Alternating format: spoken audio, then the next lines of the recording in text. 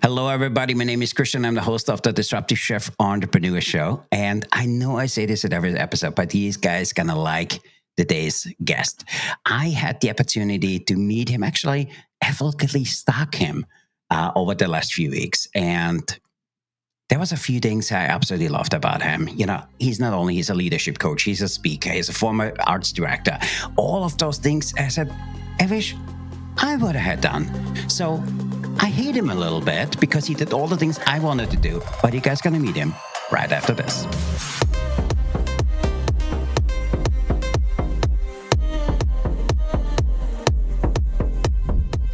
Hello again, my name is Christian. I'm the host of the Disruptive Chef Entrepreneur Show, and you guys gonna love today's guest. Today's guest, I, as I said earlier, I think I don't like him because he did all the things I wanted to do. But leadership coach, he is a speaker, former art director.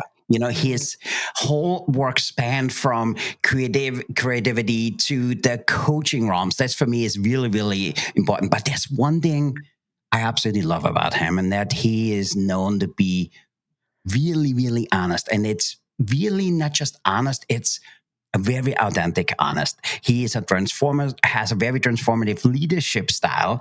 So for me, he brings a really unique lens to the table. And I'm really excited to have this conversation. And I try to make him look bad because he does all the things I wanted to do. And with that, let's welcome Gary. Gary, welcome to the Disruptive Chef Entrepreneur Show. Thank you. Thank you. Thank you. Thank you. It means the world to be here. I host my own podcast, so I know what a big deal it is to bring someone into your world, into your community. So I'm honored to have made the cut. So thank you. Oh, that's awesome. So, but we don't like you because you did all the things we want to do. So we spoke a little bit before the show, and so we have this little thing we call ethical stacking. We really need a better name. But what we learned about you was a few different things. But before we get into it, let's talk to the audience a little bit. You're a good-looking guy. You could do anything. How did this whole thing start?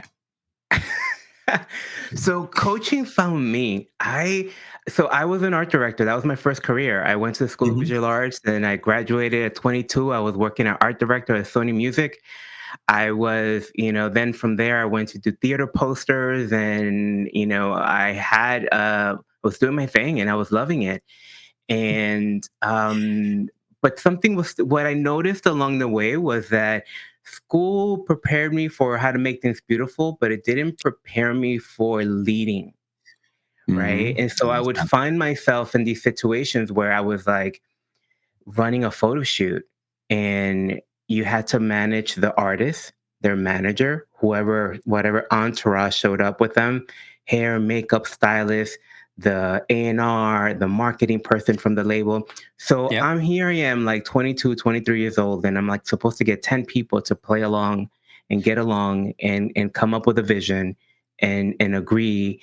And I started to kind of realize, I'm like, oh, shoot, I'm not really prepared for this. Like, this is like, so that's the first time I started thinking about like leadership Mhm. and the idea of leadership.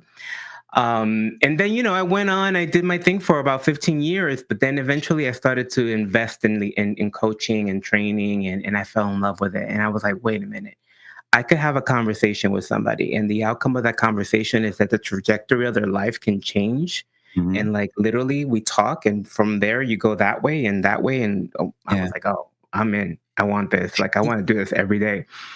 So then I started it for fun just because I loved it. But then little by little, I was like, no, this is what I'm meant to be doing with my life. And I jumped in and started my company almost 20 years ago now. That's crazy. That's crazy. Um, just in case I didn't say it, we don't like you because you did some really, really cool things. So you are you had this professional journey as the art director of Sony Music, which for me alone is amazing. And I actually just went through some of my CDs, which I had from Sony. Absolutely cool. But you talk a lot about there was things you learned as you went through it. You learned about identity. You learned about results. You learned about personal growth. So help our audience understand a little bit. how did this all come together? How did you learn all of that from working for Sony Studios? And how did this kind of transfer into what you do today? Yeah. So my journey. So first of all, I wasn't the art director of Sony. I Mm-hmm. was one of the art Okay. directors at Sony. I want to be clear. So Okay, now we like you a little bit more, but we still hate yeah, you. I was part of a team. Um, so what I think. What I'll be honest, what I started to learn more about Sony. I mean, there were lessons that I learned, but what I started to learn there more was the work that needed to happen, Mm-hmm. right? I started to see the gap between where I was in Yeah. terms of leadership and where I could be.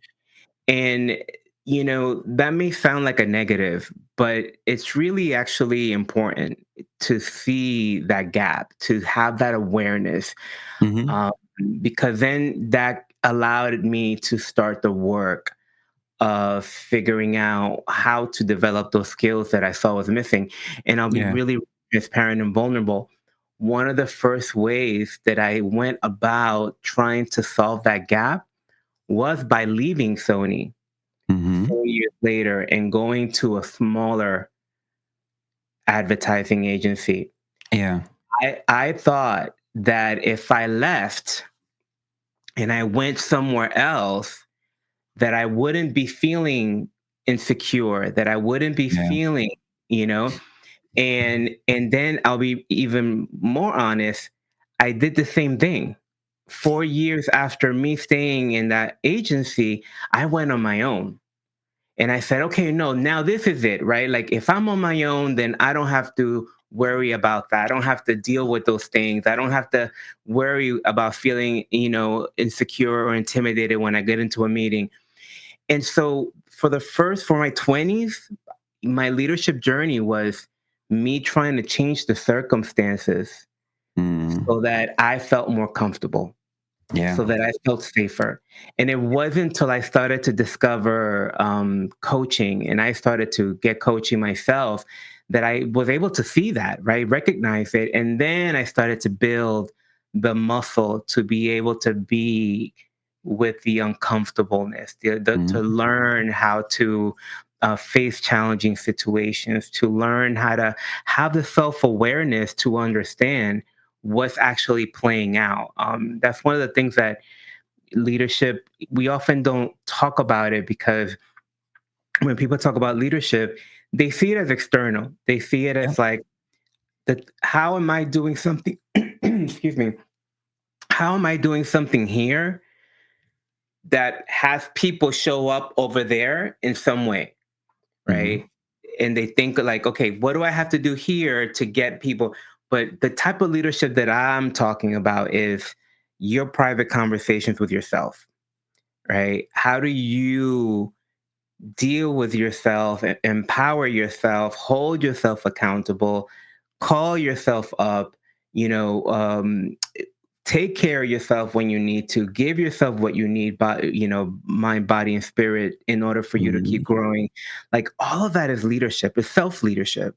And Mm-hmm. and it's not the shiny out Yeah. here type of leadership that everybody sees, but it's the Yeah. first step.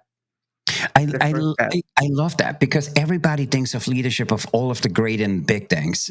But Yes. I 100% agree with you. For me, I honestly believe everything in rises and falls around self leadership. Because if I Yeah. can get myself out of bed, if I can get myself to see who I really am, and I love what you just said, because how often, this is for our audience listening, how often did you meet a Gary says, I hate him so much. I leave the job because you know what? Everything is gonna be perfect. You know Yeah. what they Yeah. don't realize is they take themselves with them. Okay. And Yeah. then they sit there, was like, maybe it wasn't Gary. Oh, it's the Mhm. new guy. It's him. I leave Yeah. again. And then I'm in the same boat. I was like, oh, maybe it's not Gary or the new guy, something else. The Yeah. day we sit there and honestly saying, it's me. It's It's me. it needs to start with Mhm. me. And for Yeah. me, I went, I mean, thank God you had all those problems because I didn't have any. Okay. But as you were talking about yours, I was like, I can see myself because I did the same. I left Yeah, my first job because there was a different Gary, because what I learned, the problem doesn't go away, it changes names or faces. Okay. you And then I 100%. realized, how could, oh, he's just like the first guy. Oh, he's just like that guy, until I really, and I call it the table for one leadership, because I sat at a table and I said, shit, Yeah, it's me. In yeah, order for things to get better, I need to get better. And yeah, that's what I love absolutely about your message. And you talk about once you pushed through that tough, everything mental thing you had to go through, that everything changed. And it changed your leadership style, and it changed your why. So can you yeah, talk to us a little bit about it? Because for me, by the way, it gives me goosebumps when I talk about it, because it's so true. And I honestly believe people running from different things all the time. But yeah, if you're honest, it's you. And for yeah, me, I love that you, as vulnerable as you shared. So talk to us a little bit, yeah, pushing through all the mental stuff. yeah. Because What? what happens? Look, if you make it about outside circumstances, right? Mhm. If you keep changing jobs, then what happens is how you show up is always at the effect of something else. You're always responding, right? You're always reacting. So that Mhm. means that you need the right circumstances Yeah, to yeah. be in place in order for you to be your fullest expression of yourself as a leader. Now, I don't know about you, but it's really hard for me to get all the circumstances to show up exactly where I want them, right? Like, there's what I want, and then there's what like life says, nah, you're gonna get this. I think you need to learn about Right? this. Yeah, yeah. And it happens So only to you. yeah. So then, when you learn to stick it out and to now start to deal with yourself, well, now you start to ask yourself questions. I started to ask myself questions. Okay, how can I choose to experience this moment? What is there for me to learn? That's a Mhm. question that I love question is that. gold. Write that down. I love that. What is I there love for that. me to learn from this moment? What is the universe, God, whatever you subscribe to? What are they trying to teach me right now? What is Mhm. this lesson right here? And if you stop and ask yourself those questions, you will start to actually look, oh, there's an opportunity for me to learn to be patient. There's an opportunity for me to learn to ask for what I need. Mhm. There's an opportunity here for me to learn how to set the boundaries that I need, to learn how to say no. Mhm. There's an opportunity for me to learn how to delegate and learn to hold other people in my life accountable. Mhm. There's an opportunity for me to hold my team member accountable. You know, there's all these things that now can come up and the work can begin. Well, how do I do that? How do I have that conversation? What do I need to what's the best way to approach that conversation? Mhm. Okay. And then you have the conversation and maybe it goes great and maybe it doesn't. But even if it doesn't, you go, okay, what did I learn from that? What would I do different next time? Right. And so when you start to navigate life that way, you start to integrate the lessons. Mhm. You start to now develop your capacity to navigate life and leadership in a different way. So now your leadership, your ability to create in life is no longer dependent on Yeah. what that person said or the right job or the right circumstance or the right or the right economy or the right president or the right like you get to know yourself as someone who can create under any circumstance at any time. And that's the Mhm. game, because that's leadership, right? Like if self leadership is put me in any situation and I will figure it out. Yeah. And that doesn't mean it's not going to be hard. That's not going to mean it's not going to suck and you're going to like poke your eyes out sometimes. That doesn't mean that, but even that, like, well, can I choose to have fun right now? Mhm.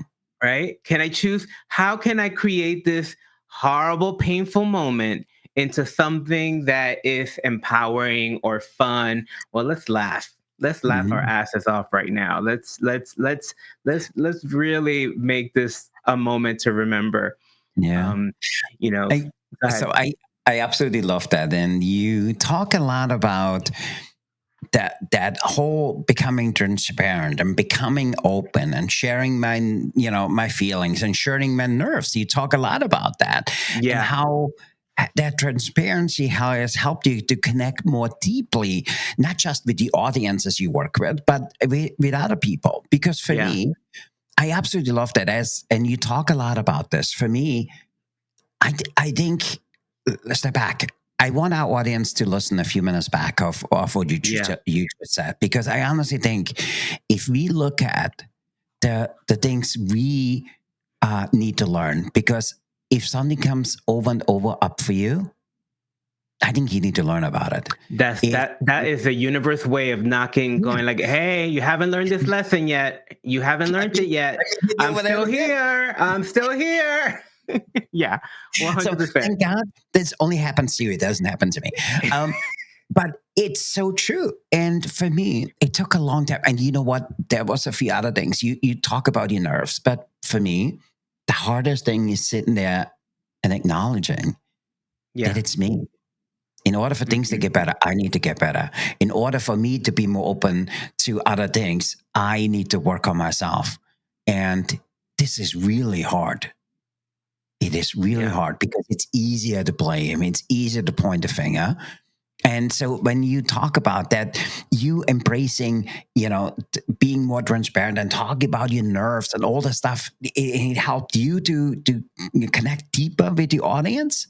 For Yeah. me, there we go. I have goosebumps again because it's so true. So talk to us a little bit how that has changed how you go and support your community. Yeah. So one of the biggest moments in my entire career. So I talked to you a little bit about this before we Mhm. started. So when I started uh public speaking, I would start to sweat. I was so nervous that I would start to sweat. And I'm bald.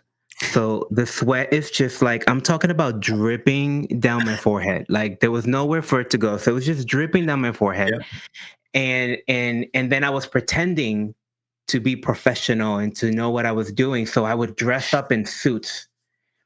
So now I'm hot because I'm wearing the suit and I'm sweating and the sweat is dripping, it's showing. Sometimes like they would sweat through my suit, like, Mhm. um so and then I would stand there for 45 minutes or however it was, pretending that I wasn't sweating, pretending that I wasn't nervous. And it was awful. Like I literally would have puddles on the floor that I would have to be careful not to slip on. People would get uncomfortable and come bring me, like they would go to the bathroom and get me like paper towels and give them to me because they could see me that, Mhm. that I was clearly right. So I had this moment where I was just, I told myself, you know what? I'm just going to tell people that I'm nervous. I'm just going to tell people that I'm nervous. So I went up on stage and I said, hey guys, my name is Gary Montalvo.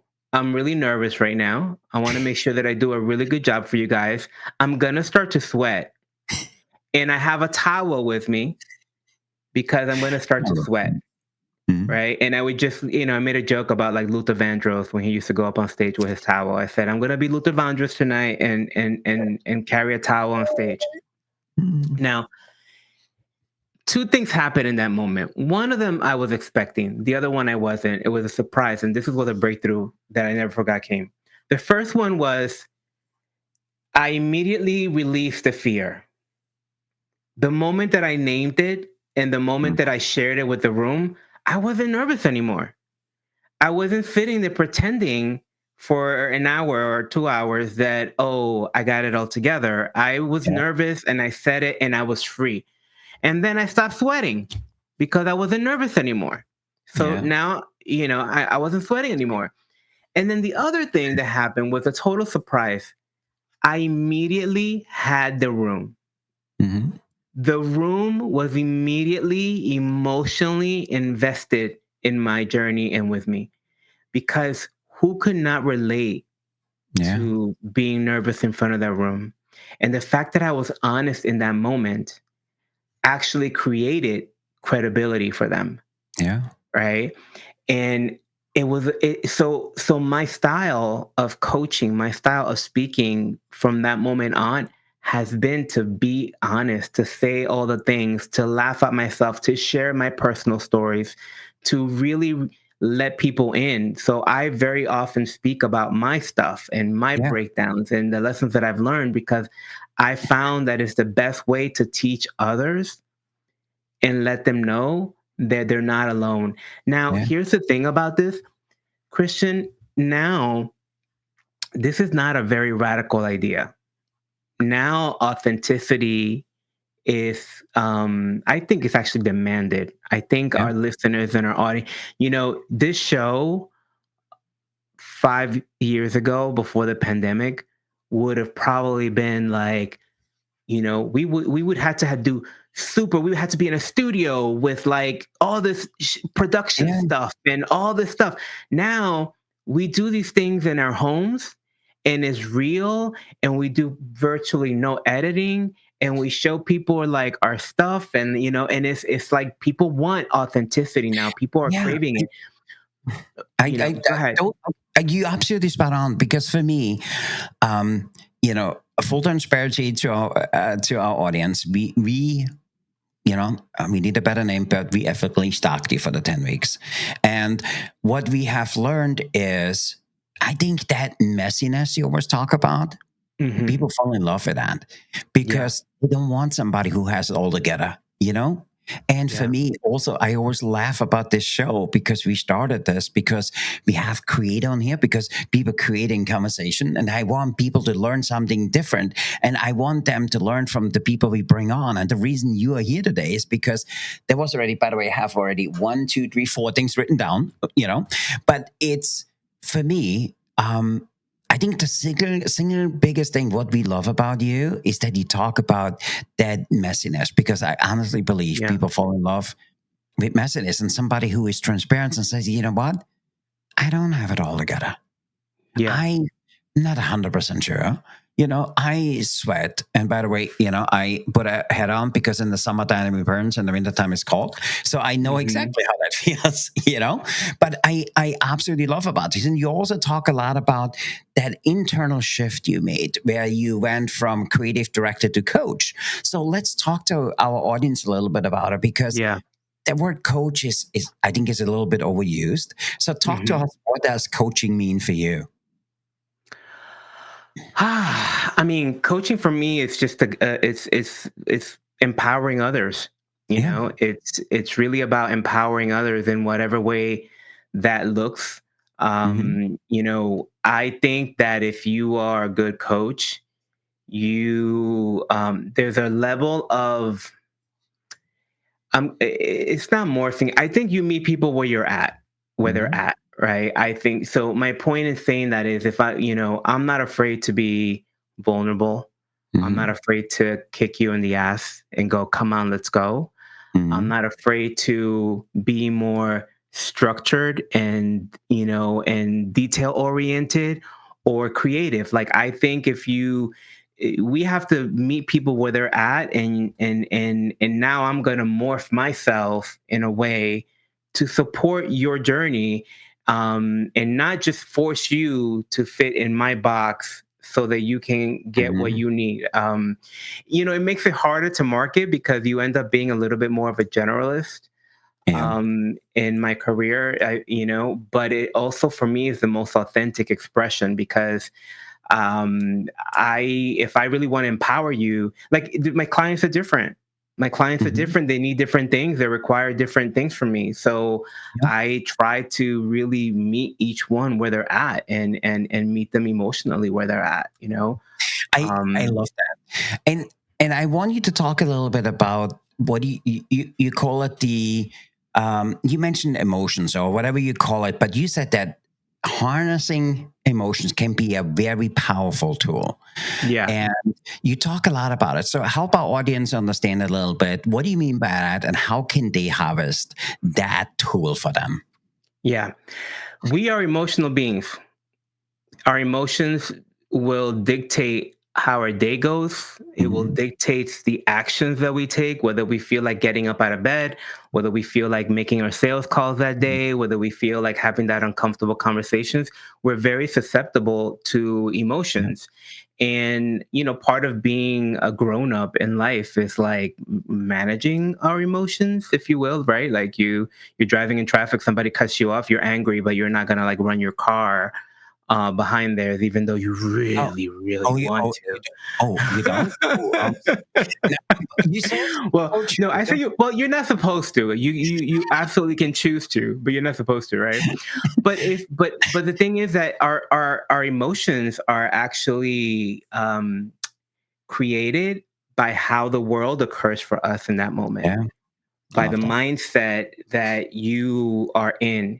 Now, mostly our mindset we don't choose, right? Like we inherit. We're born into certain situations, and so we learn and we adopt, and But more and more, I think people are waking up to that, and more people are waking up to unconsciously dismantling some of the stuff they learned and creating stuff that's authentic that they're choosing. So Yeah. if you can do that, then you can create the emotions that are going to actually create the power for you, that are going to Mhm. create passion, that are going to create excitement, joy. And when you're in your passion, when you're in your joy, when you are, in your creative energy, Yeah. we're lit up, right? We are just like lit up like a rocket. Life goes in a natural state of flow. That's when, wow, things are happening. Oh, I went over here and I met this person. Oh my God, Okay. I sent this email and they've just replied. Oh my Yeah. God, I just signed that contract, and things Mhm. just start to happen.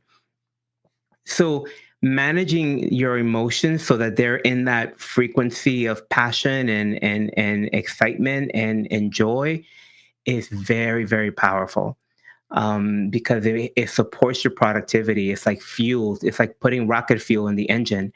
The other way that you also have to think about it is, if you are a manager leading other people, this is Mhm. something that often gets overlooked. Like they start to manage the task. They start Mhm. to manage the to-do list. They start to manage the processes. Hey, did this get done? Do we do, and that needs to happen. But if the people you're leading are not having fun, if they're not connected to purpose, if they are not connected to joy, Yeah. if they don't feel cared for, right? If they don't feel like what they're doing matters, then it's just the productivity is just going to be very Mhm. low. You're going to be at a plateau, and the job will get done. Like the job will get done, but it won't be extraordinary. It won't be something that calls for like ownership and commitment and creativity and passion, and those are the things you need to be present when we hit challenging times, Mhm. right? When we start to struggle, when the business needs to reinvent itself, when we need to come up with new solutions, when we just lost an important person and now everybody has to step up and cover for this person until we find the right person, or we have a new person but they need to be trained. We need everybody chipping in those moments. Those emotions is what has people rise to the occasion, in ownership. If you don't have that, then you have to own it, and Yeah. then you have to be on top of everyone. But when people are experiencing passion and joy and vision, and they're connected, and all those emotions are present for them, and they're feeling appreciated, and you just have to kind of stand back Mhm. and let them do their thing, because the context that you've created will carry it through. I love it. Um, So good. So good. yeah. I absolutely love that. And by the way, to our listeners, go back the last 3 minutes and listen to what he just said, because for me, it is more than just about coaching or about what people. It's life lessons, and that was absolutely powerful. I absolutely love that. Mhm. So Thank you, brother. let me shift gears a little bit. If anybody wants to learn more about you, or if they want to learn more about how you support it there, where can they learn more about you? Yeah, so my website is garymontalvo.com. It's very complicated. You know, My website, the podcast is theownershipgame.com. I'm on Instagram. I'm on Facebook. It's Mhm. really easy to find me. Just Google me. I'm very Googleable. Okay. And yeah, just follow me, keep in touch, say hi, be part of the conversation. LinkedIn. I'm very Mhm. easy to find. Awesome. Yeah. And then we will also in the show notes have all of your information. I have Okay. 1, 2, 3, 4, 5, 6, 7, 8 things I scribbled down here. So, and Okay. it's all the stuff, what happens to you, it doesn't happen to me. And so, for me, it was super powerful. So, let me shift gears a little bit because you're successful in what you do. So let our audience look a little bit behind the curtains. So what is Gary working on Gary for the next 6 months? And what is Yeah. Gary working on his business for the next 6 months? Yeah. So, one of the things that, again, full transparency. So I started my coaching business in 2008. And then around 2016, one of my corporate consulting clients at the time offered me a job. Mm-hmm. And so it was the opportunity to run a training department for 25,000 people. And so I Wow. said, you know what? Okay. I love the company. That was a vision company. Shout out to Lime Life. So I went to work there and to run their training department. I was in that capacity for about a year and a half, and then I got promoted to run the U.S. market, right, and Mm-hmm. then eventually to run Canada, and then eventually to run sales for the company globally. So I loved it at first, and because it was interesting, it was new, it was exciting, and I was learning. And then, after a while of being there, I was like, I miss my purpose. I miss coaching. Like this, I'm no longer face to face with people. Now I'm in strategy and planning and creating, and there was still some coaching going on within my company, but I missed that spirit. So me and my company we spoke, and we, they were so supportive. And so I have Mm-hmm. relaunched my business in the last 2 years. Awesome. Now here's what's happening, right? And so I'm going to be really vulnerable right now. So I'm relaunched my business in the last 2 years. The world has changed, right? Because it was before COVID. The world has Mm-hmm. changed. I was in New York, so I grew my business the first time by having events. You Mm-hmm. put me on a stage, I'm really great. So I would have events, and that's how I learned to grow my business and do my thing. I'm in Florida now. I don't have my network here. So Yeah. events, I haven't been able to lean into events. So now I'm trying to learn virtually. I'm trying to lean into the virtual world, and that has been a real ego kill for me. Right. Like and the other thing that I'm again be really vulnerable is the other thing that I've noticed is that the idea of being at the beginning again, I'm like, I don't like that shit. Like I don't like that shit. I don't want to be at the beginning. I want to be like in my in like the end or the middle or the end, right? And so there's a way that I've been really working on myself, and part of it is ego for sure. Yeah.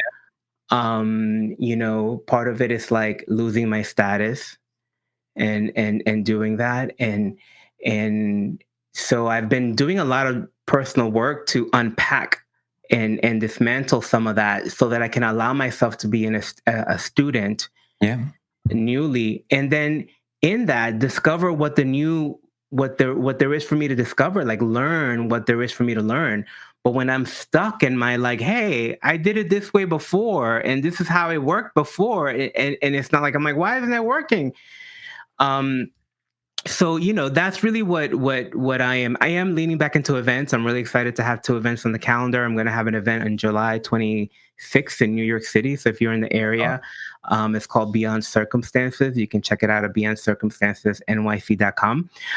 So I'm excited to be back home and connect with some of my old crowd and all that. But Mm-hmm. what's next for me is really stepping into being a student again, and being at the beginning, and humbling myself, so that it's like, no, you. And here's the thing: you're never fully at the beginning, right? Mm-hmm. I'm Sure. bringing with me. all of the lessons and all of that experience with me. So I'm already moving a lot faster than I had ever moved the first time I did my business, like a Mhm. lot faster. Um, but just like really practicing that beginner's mindset, Mhm. and really being in the inquiry and the question of like what's next. Yeah, I love that. Yeah, I love that. yeah, And it's so true. And it's, I always use the example of me because, I yeah. think it's the guy I know best. And for me, my marketing team came and said, "Hey, Christian, you can't do another damn video from behind the camera." I was like, Mm. uh, "Where do you want me to go?" "You go outside." I was like, um, uh, uh, outside? Why? And for me, and thank God it only happens to you. But doing something different, it's not just is the uncomfortableness, number one, and number two is it's what do people think of me. I'm now Mhm. comfortable behind here. I think we're gonna do better every time because what we do at every single podcast afterwards, I'm sitting here. I can do the camera here. Oh, can I do this? It's just me. I thank God it doesn't happen to anybody else. But I just go through it. How can I make it a better experience for the clients? Yeah. And then I get a request.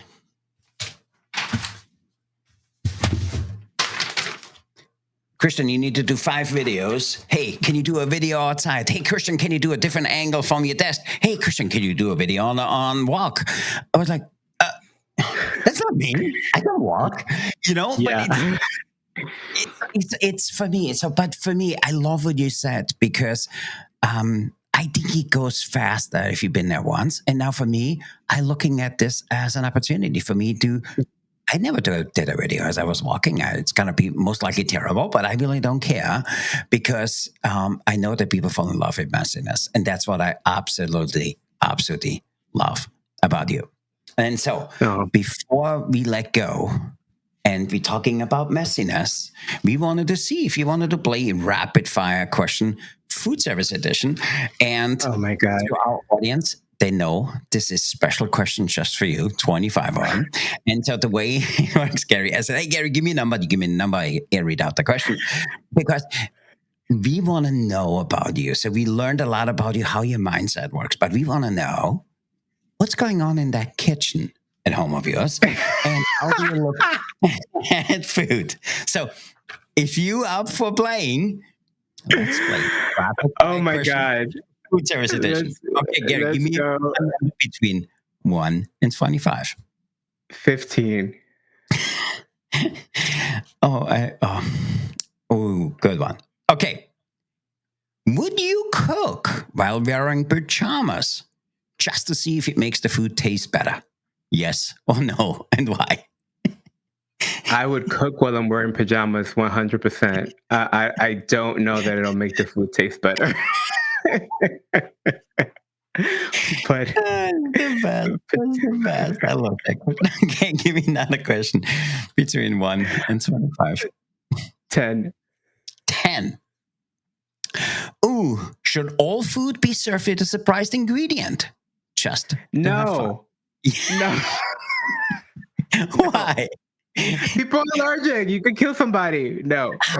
It's just come on. It's just a. I actually, you know what though? I actually don't I no, I think there's some I don't know about all food, but I do like when I trust a chef and I'm just like do the I thing. love Like that. I love I'm that. not one of these people that goes to the restaurant and like let me change I'm like no, I'll trust the chef. If the chef says that this I is what he love wants me that. to have or what they want me to have, then that's what I'm gonna do.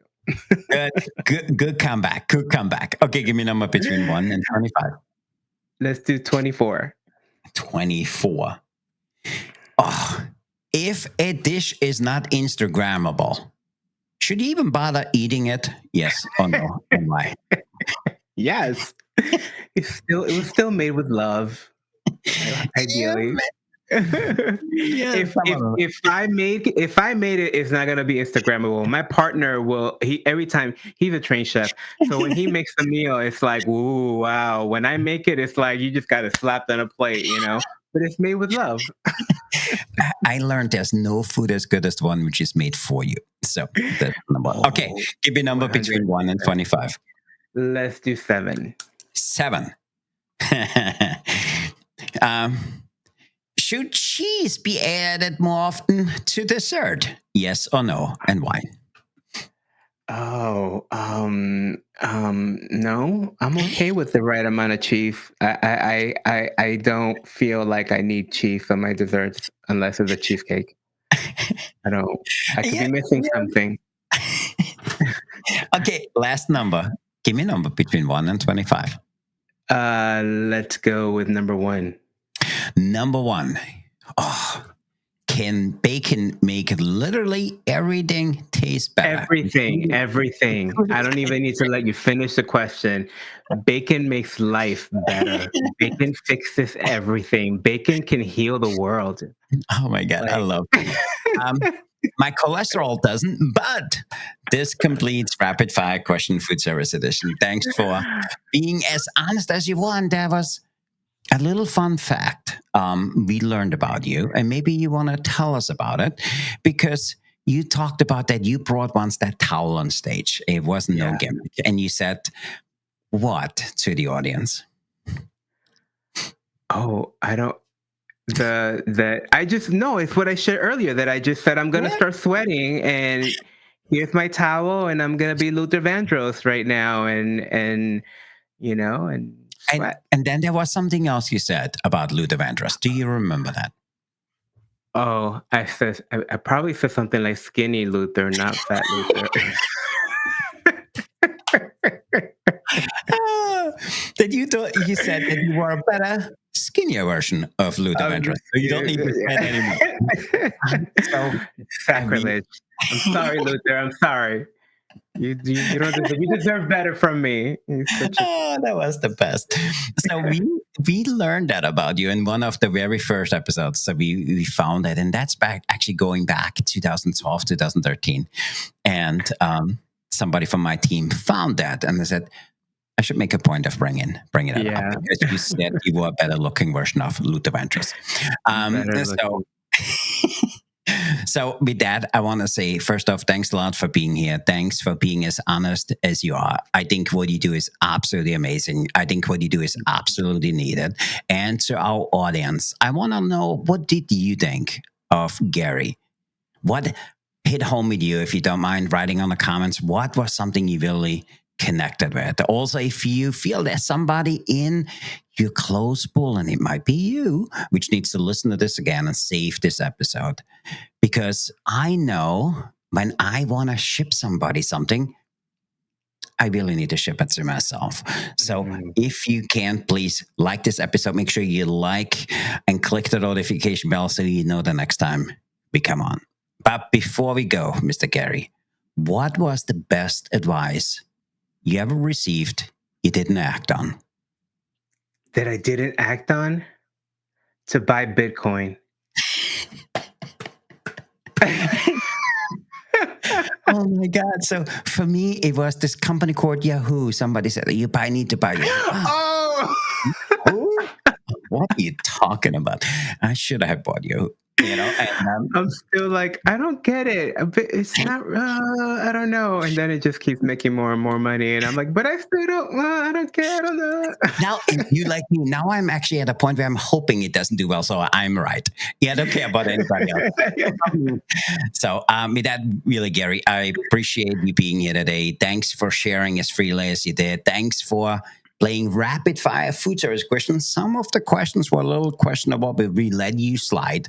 It was absolutely amazing. So I really appreciate the gift of your time, and really thank you. Thank you, Christian. This was so much fun. I appreciate you. I appreciate the gift of sharing your platform with me. Thank you so much. I Thank know you. that's a big deal, and it means a lot. And Thank you. we definitely need to do 2.0, because when you're in New York, I will actually sell and share the ticket price for this thing in New York, what you have coming up. I want my audience to come to you. It's absolutely amazing. So with that, I would love until that. next time, remember to disrupt your kitchen fire, be a career, stay hungry for change. I'm Christian. I'm the Disruptive Chef Entrepreneur host. I'm here with Gary, and we are out of here. We are signing off. So be the change, be the challenge, and be the chef who who sets the world on fire. And as Mr. Gary says, just get your ass out there and be disruptive, everybody. So with that, I want to say thanks for being here today. I really appreciate you. Thanks. Bye, guys.